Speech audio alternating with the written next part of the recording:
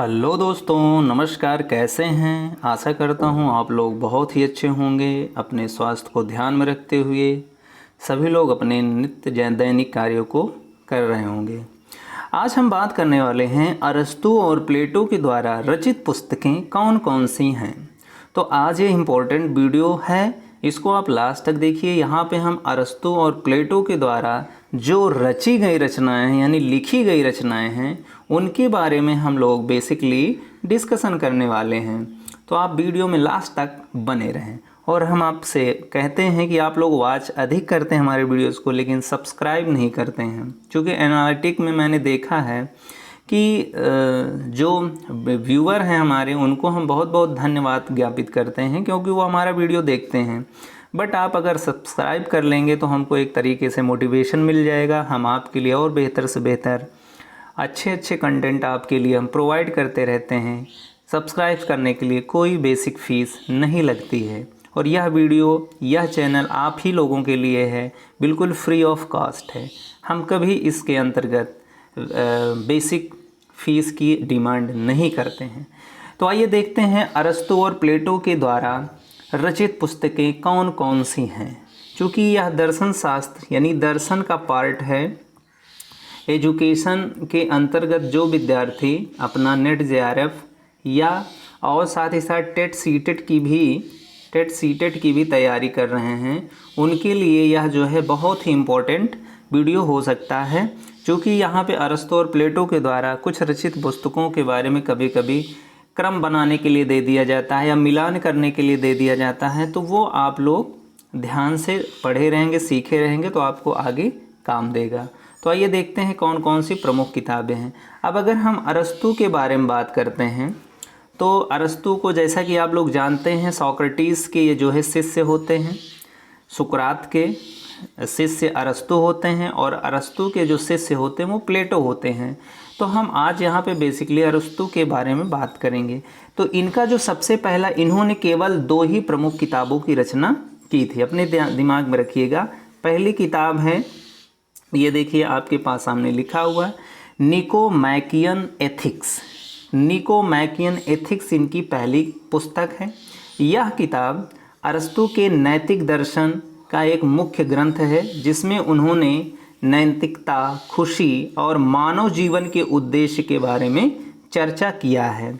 अगर आपको निकोमैकियन एथिक्स की बुक पढ़ना है तो आप गूगल में आप जा कर के सर्च कर सकते हैं, आपको वहाँ पे मिल जाएगा। ठीक है, या किसी पुरानी यूनिवर्सिटीज़ के लाइब्रेरी में आप जाएंगे तो दर्शन शास्त्र के लाइब्रेरी में आपको कहीं न कहीं देखने को मिल जाएगा। दूसरी इनकी जो पुस्तक है मेटाफिजिक्स है। मेटाफिजिक्स है, यह किताब अरस्तू के तत्वमीमांसा मेटाफिजिक्स के विचारों का एक संग्रह है, जिसमें उन्होंने अस्तित्व, वास्तविकता और ज्ञान के सिद्धांतों के बारे में परिचर्चा किया है। तो ये थे आपके अरस्तू के 2 प्रमुख किताब। कौन कौन से मित्रों? निकोमैकियन एथिक्स और दूसरा मेटाफिजिक्स। अब हम बात करते हैं कि प्लेटो के कौन कौन से प्रमुख पुस्तकें लिखी गई हैं या उनके द्वारा कौन सी पुस्तकों का रचना किया गया है। तो यहाँ पे हम देखते हैं प्लेटो के द्वारा कई महत्वपूर्ण किताबें लिखी गई हैं, जिसमें हम प्रमुख विशेष महत्वपूर्ण किताबों का हम संकलन आपके लिए लेके आए हैं।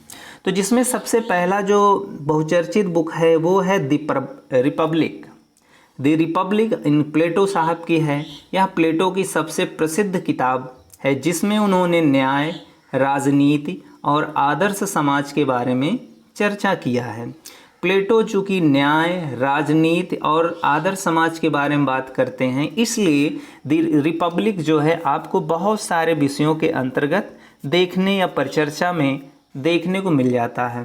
चूँकि राजनीति विज्ञान, समाज शास्त्र और नागरिक शास्त्र जैसे विषयों में इनको देखने को मिल जाता है। दूसरी इनकी बुक है द सिम्पोजियम। ये भी बहुत ही अच्छी बुक है, द सिम्पोजियम। यह किताब प्लेटो के दार्शनिक विचारों का एक संग्रह है। इनका दर्शन क्या था, कैसे था, क्यों था, किसके लिए था, किस समाज के लिए इन्होंने बात किया है, ये सारी बातें आपको द सिम्पोजियम बुक में मिल जाएगा। इन्होंने प्रेम, सौंदर्य और ज्ञान के बारे में बहुत भली भांति परिचर्चा किया है। तीसरी बुक इनकी आती है, इनके द्वारा लिखी गई है दी एपोलॉजी। दी एपोलॉजी यह किताब सोक्रेटिस के मुकदमे का एक विवरण है, जिसमें प्लेटो ने सोक्रेटिस के बचाव के तर्कों को प्रस्तुत किया था।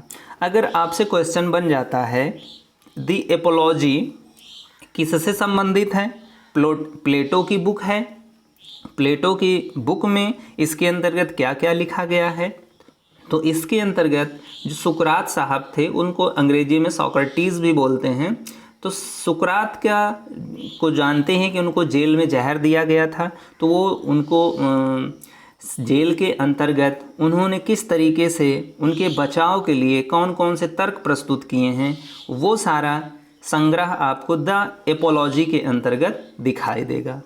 आगे भी इनके कुछ प्रमुख बुक हैं, जिसमें चौथा है दी फैडो।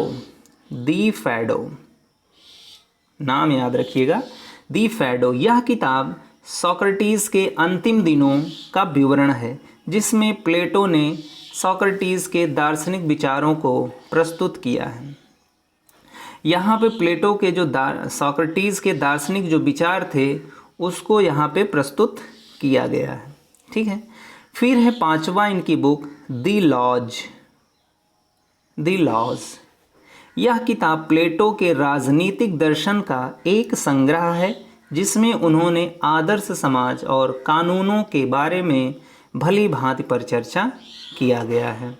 तो इन किताबों में प्लेटो के दार्शनिक विचारों का एक महत्वपूर्ण हिस्सा शामिल होता है और दिखाई देता है कि प्लेटो ने अपने राजनीतिक, दार्शनिक, न्यायिक, कानूनी व्यवस्था को किस तरीके से समझा था और समाज के सामने उन्होंने इसको लाने का किस तरीके से प्रयास किया था, उसमें क्या बदलाव, क्या चेंजेस उनके हिसाब से होना अच्छा था, क्या नहीं होना अच्छा था, ये सारी बातें इन बुक्स में आपको मिल जाएगा।